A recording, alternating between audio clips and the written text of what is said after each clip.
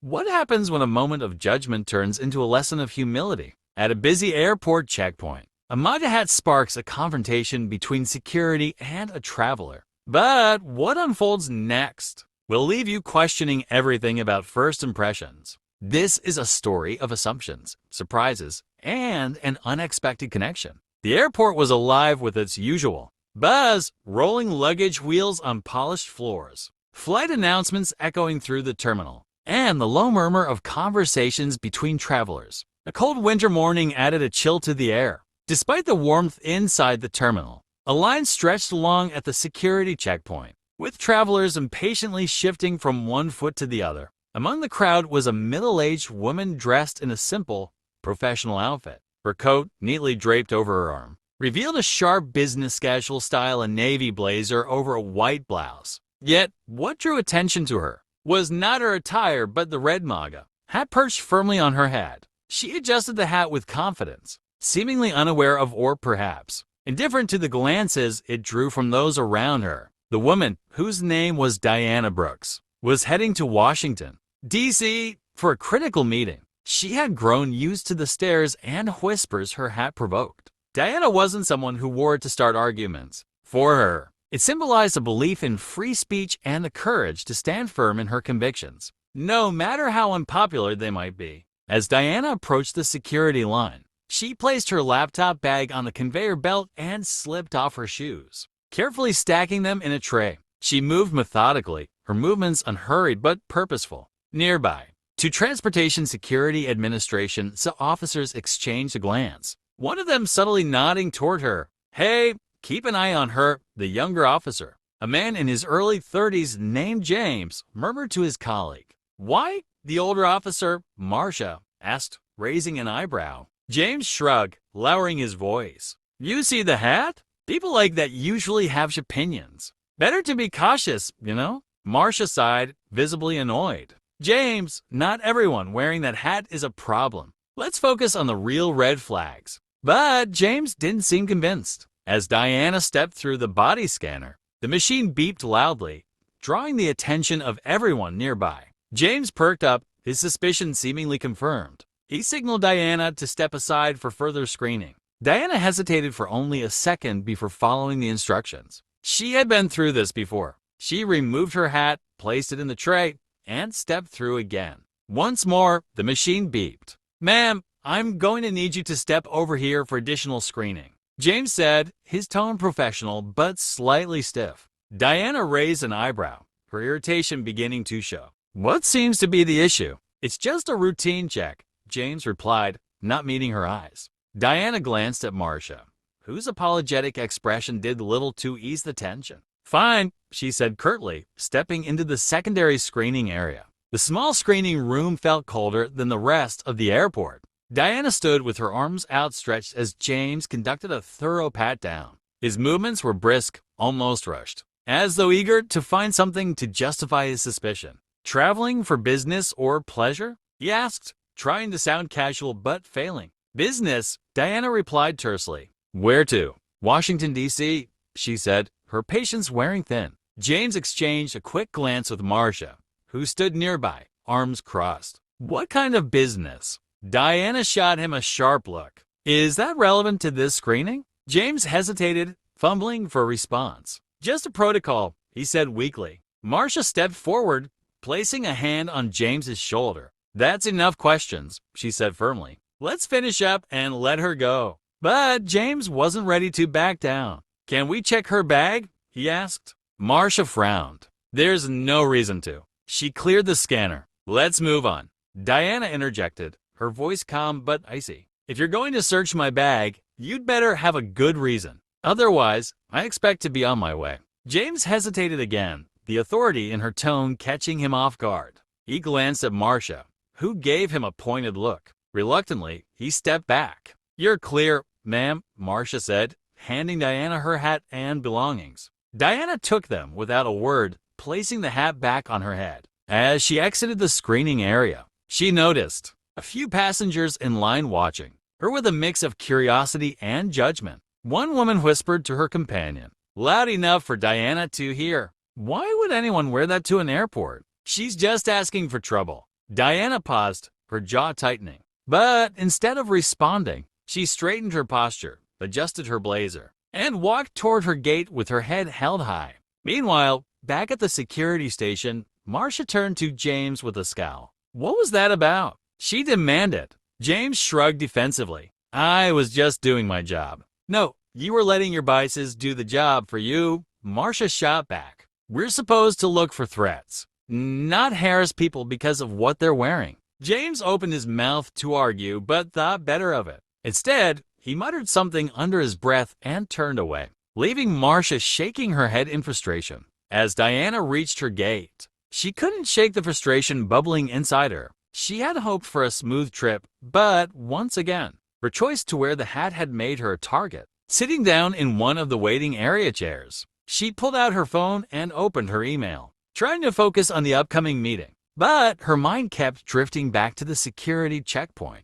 She thought about the young officer, his obvious discomfort with her presence. What was it about the hat that made people so quick to judge? She wasn't some caricature of a political stereotype. She was a professional, a hardworking woman who believed in her values. Why couldn't people see that? Taking a deep breath, Diana reminded herself that this was just another hurdle. She'd face worse in her career and risen above it every time. This, too, she could handle. As the boarding announcement echoed through the terminal, Diana stood, smoothed her blazer, and joined the line. Little did she know, the encounter she just had was only the beginning of a much larger story. Diana settled into her window seat on the plane, relieved to be done with the awkward and tense exchange at airport security. She glanced outside as the aircraft taxied onto the runway, the world outside cloaked in the morning's crisp light. She adjusted her red MAGA hat, the simple gesture reaffirming her resolve. She didn't wear it to provoke anyone. It was a statement of her values, her identity, and her belief in standing firm, no matter the opposition. As the plane ascended, Diana opened her laptop, preparing for the long day ahead. The upcoming meeting was critical for her department within the Federal Transportation Authority. She had been spearheading a new initiative to improve airport security protocols and streamline passenger experiences. Ironically, her interaction at security had only highlighted how much work still needed to be done. Midway through the flight, a flight attendant approached Diana to offer her a beverage. The young woman hesitated when she noticed the hat, her polite smile faltering for a moment. Diana caught the pause, but pretended not to notice, simply ordering a cup of coffee. As the flight attendant poured her drink, she couldn't help but blurt out, I don't mean to pry, but you're really bold to wear that in public, especially at an airport. Diana looked up, her face neutral. Why do you say that? She asked, her tone measured. The flight attendant glanced around nervously before replying. It just feels risky, I guess. People are so divided these days. Diana nodded thoughtfully. You're not wrong. But sometimes, if you believe in something, you have to be willing to face the judgment. It's not about picking fights, it's about not hiding who you are. The flight attendant seemed taken aback by Diana's calm response. She nodded slightly and moved on, leaving Diana alone with her thoughts. The moment was small, but it struck a chord. Even here, miles above the ground, the hat was a conversation starter and a source of division. Back at the airport, TSA officer James couldn't shake the encounter with Diana.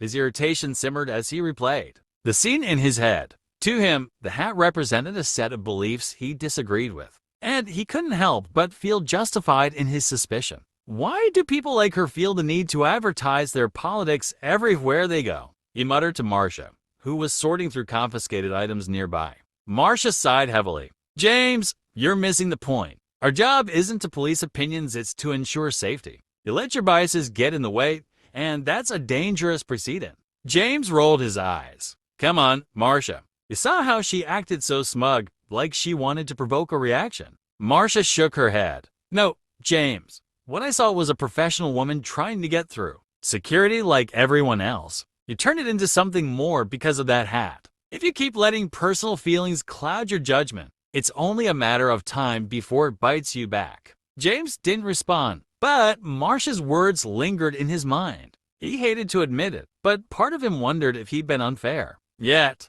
the tension between his instincts and his professional duties remained unresolved. When Diana's flight landed, She gathered her belongings and exited the plane, her focus shifting to the day's agenda. She had worked tirelessly on her proposal to reform airport security, and today she would present it to a panel of top officials. Her goal was simple: to reduce bias and improve efficiency within TSA protocols, ensuring a more seamless and respectful experience for all travelers. As she walked through the bustling airport terminal, she couldn't help but notice the curious glances her hat still attracted. It was a constant reminder of how polarized the country had become, a divide she hoped her work could help bridge, at least in this specific context. Diana arrived at the meeting room, where her colleagues and superiors were already seated. As she took her place at the head of the table, she removed her hat and set it aside, focusing on the task at hand. "Thank you all for being here," she began, her voice steady and confident.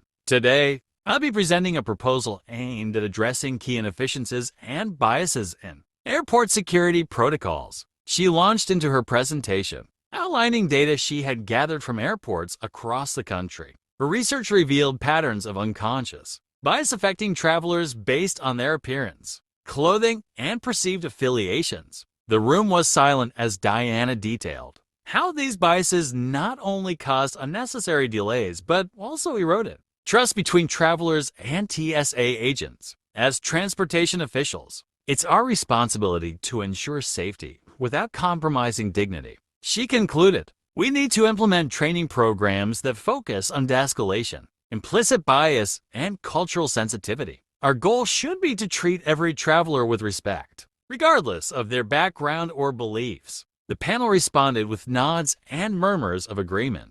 Diana felt a surge of hope. Perhaps her efforts were making a difference. But little did she know, her morning encounter with James would soon come full circle. Back at the security checkpoint, Marcia was scrolling through an internal memo on her tablet. Her eyes widened as she recognized a familiar face in the accompanying photo: Diana Brooks. The memo announced her role as a federal transportation official, leading new TSA reform initiatives. "I know," Marcia muttered under her breath, realizing what this meant. She turned to James, who was reviewing passenger documents nearby. "James, we need to talk," she said, pulling him aside. "What's up?" he asked, sensing the urgency in her tone. Marcia held up the tablet, showing him the memo. "Remember the woman in the red hat this morning? The one you pulled aside for extra screening?" James frowned. "Yeah, what about her?" Marcia pointed to the photo. "That's her, Diana Brooks. She's not just some traveler, she's a federal transportation official. And from the looks of it, she's here to evaluate our performance."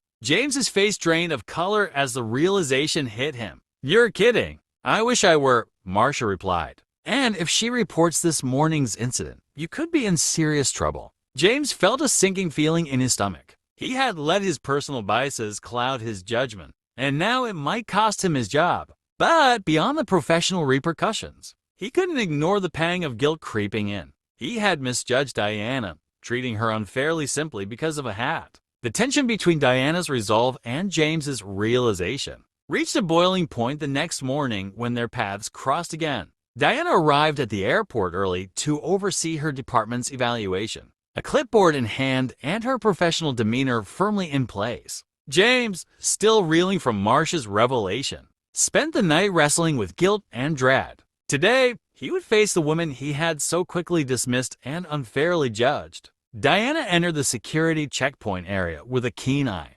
This wasn't her first time observing TSA agents at work, but today felt different. The sting of her previous interaction still lingered, though she was careful to push it aside. Her role demanded impartiality, and she was determined to assess the team fairly, even if her personal experience suggested otherwise. With her red hat tucked away in her bag, Diana moved unnoticed through the bustling airport terminal, blending in among the crowd. She greeted the airport manager and other supervisors before positioning herself discreetly to observe the TSA agents in action. Her clipboard filled quickly with notes. She marked down areas where agents excelled, like efficient handling of high traffic lines, but also highlighted moments where travelers were unnecessarily delayed or treated curtly. Though professional, her critique was sharp, shaped by years of experience and her own recent encounter. James spotted Diana almost immediately, her poised figure unmistakable among the crowd.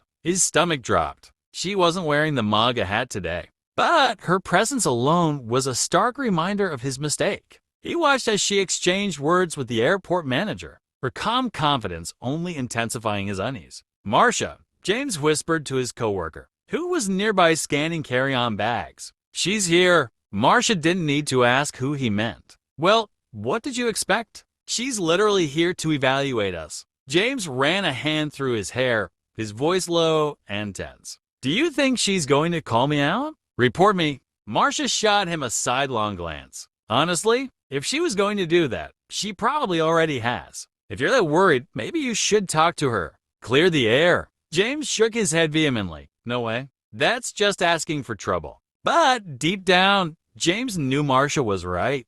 The weight of his actions felt heavier by the minute, and avoiding Diana wasn't going to make it go away. As the morning progressed, Diana made her way to the heart of the security checkpoint, where James and Marcia were stationed. Her observations had gone smoothly so far, but she knew this was where the real test lay. James's heart pounded as Diana approached. She wasn't looking at him yet, her focus on the overall workflow. Still, he felt as though she could see straight through him. Marcia nudged him discreetly. "Here's your chance. Say something before she moves on." Summoning what little courage he had, James stepped forward. "Excuse me, Ms. Brooks," he began, his voice betraying his nerves.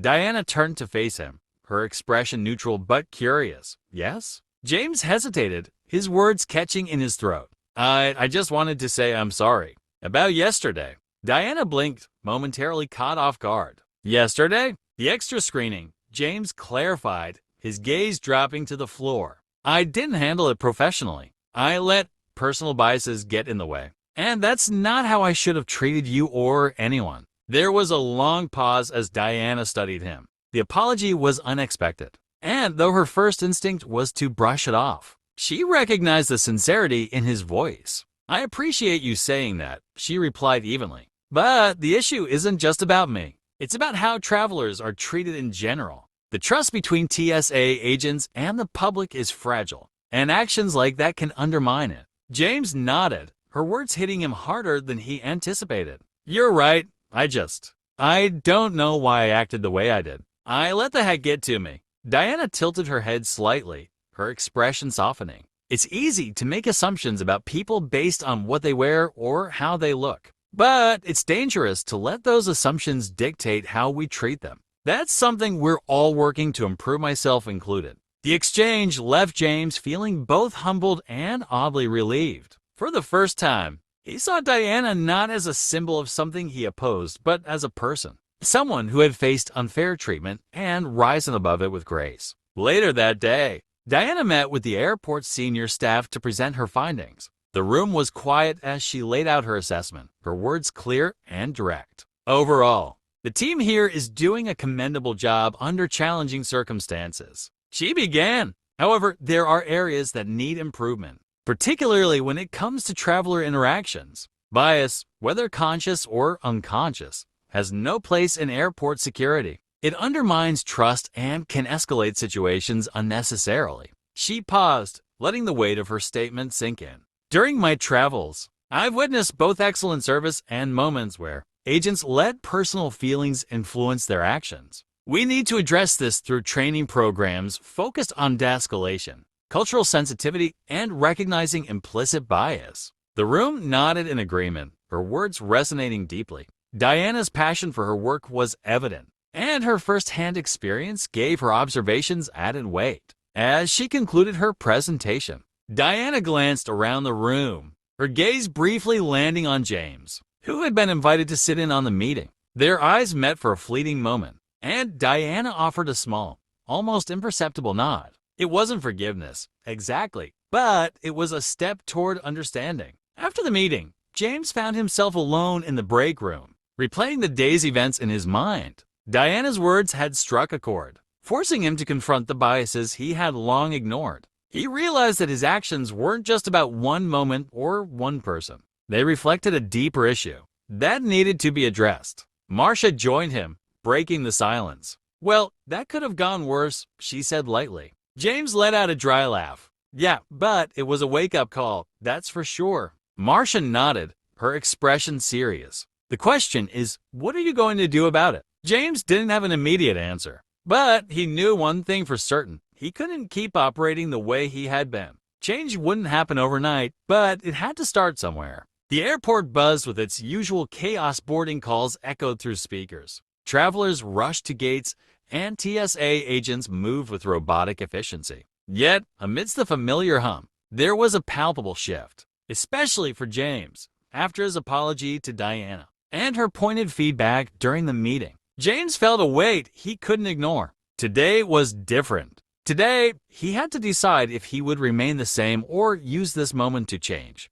Diana's visit was drawing to a close. Her evaluation was thorough, her notes detailed, and her recommendations clear. All that remained was her final flight home. She lingered near her gate, quietly observing one last time. This time, though, it wasn't with the sharp eye of an official, but with the lingering reflection of someone who had seen too much bias and too little change. She thought of the countless moments she'd been judged for her political beliefs, her gender, or even her quiet demeanor. And she thought of James's apology, his struggle to reconcile his actions. Diana wasn't naive. She knew change wasn't instant. But there had been something in James's voice, a hint of regret that suggested he was capable of learning, of growing. Her thoughts were interrupted by a boarding announcement. Diana gathered her things, ready to leave the chapter behind. Meanwhile, James stood at his post, scanning boarding passes and ideas. He'd replayed Diana's words over and over in his mind, and now they felt like a mantra. The trust between TSA agents and the public is fragile. He'd been blind to that fragility until yesterday, when his own actions cracked it. As James worked, the young mother approached the checkpoint, her toddler clinging to her leg and a stroller loaded with bags. She looked harried, her eyes darting between her son and her boarding pass. "Next, please," James called, trying to sound calm and professional. The mother approached, fumbling with her documents. Her son, sensing her stress, began to cry loudly. James instinctively felt his frustration rise. The line was growing, and passengers were starting to grumble. "Mom, do you have your boarding pass and ID ready?" he asked, his tone sharper than intended. The mother looked up, her face flushed with embarrassment. "I'm sorry, I thought I had them right here." James caught himself. He took a breath. This was his test. Would he let his impatience or assumptions guide him, as they had with Diana? "It's okay," he said, his tone softening. "Take your time." The woman's relief was palpable as she quickly found her documents and handed them over. James scanned them, smiled at the toddler, and waved them through. It was a small act, but to James, it felt monumental. Marcia, working a nearby station, noticed the interaction. She smirked to herself, surprised by James's uncharacteristic patience. Later, during a quiet moment, she nudged him. "Who are you, and what have you done with James?" she teased. James chuckled, though his expression remained thoughtful. "I don't know. I guess I've been thinking a lot about what Diana said, about trust. I've been doing this job for so long, I forgot why I started in the first place." "And why's that?" Marcia asked, genuinely curious. "To keep people safe," James said simply. "Not to judge them, not to make their lives harder." Marcia nodded, her respect for James growing. "Well, it looks good on you. Keep it up." As Diana waited for her flight, she decided to grab a coffee. The cafe line was long, and she sighed, resigned to the wait. Behind her, she heard a familiar voice. "Miss Brooks?" She turned to see James, looking hesitant but earnest. She raised an eyebrow. "James, I didn't expect to see you here," he said, rubbing the back of his neck. I wanted to thank you for what you said during the meeting." Diana tilted her head, intrigued. "Thank me. Most people don't enjoy being critiqued." James chuckled nervously. "I deserved it. Honestly, I think I needed to hear it. It made me realize how easy it is to fall into bad habits, to forget that this job is about people, not just procedures." Diana studied him, searching for sincerity. "And what are you going to do about it?" James hesitated, then squared his shoulders. "I'm going to be better. I can't change the past, but I can do better moving forward. For the passengers, for my team, for myself." Diana's expression softened. "That's a good start." Before parting ways, James reached into his pocket and pulled out a small item of TSA pin that he'd been given when he first joined. This was given to me when I completed training, he said, holding it out to Diana. It's supposed to remind us why we do what we do. I think you embodied that better than I ever have. Diana hesitated, touched by the gesture. She took the pin carefully, her fingers brushing against its cool surface. Thank you, James. I hope you carry that reminder with you, too. As Diana boarded her flight, the pin tucked safely in her pocket. She felt a sense of closure. The confrontation had been difficult, but it had sparked something important not just in James, but in herself as well. Back at the checkpoint, James watched Diana's plane take off through the terminal window. He felt lighter, as though a burden he hadn't realized he was carrying had been lifted. From that day forward, James approached his work with a renewed sense of purpose. He became a mentor to newer agents, sharing his story and the lessons he'd learned. The change didn't go unnoticed. Passengers and colleagues alike began to see James as a source of support rather than stress. The hum of the airport terminal carried on, seemingly unchanged to the passengers passing through. Yet for James, everything felt different. The days following Diana's departure were a whirlwind of reflection, growth, and an entirely new outlook on his role as a TSA agent. His journey of change was far from over, but he had taken the first crucial steps. James walked into the terminal early, his uniform pressed and his badge gleaming. There was a quiet confidence in his stride, but it wasn't the kind of self-assurance that came from authority. This was something deeper, a sense of purpose. The usual chaos of the morning rush began to unfold, with lines of passengers forming at security checkpoints. James scanned the crowd, noting the stressed parents, the business travelers, and the occasional weary adventurer. Instead of seeing them as obstacles to move through the system, he now saw them as individuals, each carrying their own stories, struggles, and dreams. He approached his team, who were already prepping for the day. Marcia was the first to notice him. "Morning, boss," she said with a smirk. "You seem different lately." James grinned. "I guess I've been doing some thinking about how we treat people, how we do this job. I realized I haven't always been the person I want to be." Marcia raised an eyebrow, but there was warmth in her voice. "Well, whatever you're doing, keep it up. It's working." Later that morning, James found himself scanning IDs and boarding passes as passengers made their way through security. A familiar face appeared in the line, and his heart skipped a beat. Diana. She was dressed more casually this time, her usual professional demeanor softened by a warm smile. She carried a small suitcase and a cup of coffee, and as she reached the front of the line, she met James's gaze. "Ms. Brooks," he said, a genuine smile spreading across his face. "I didn't expect to see you again."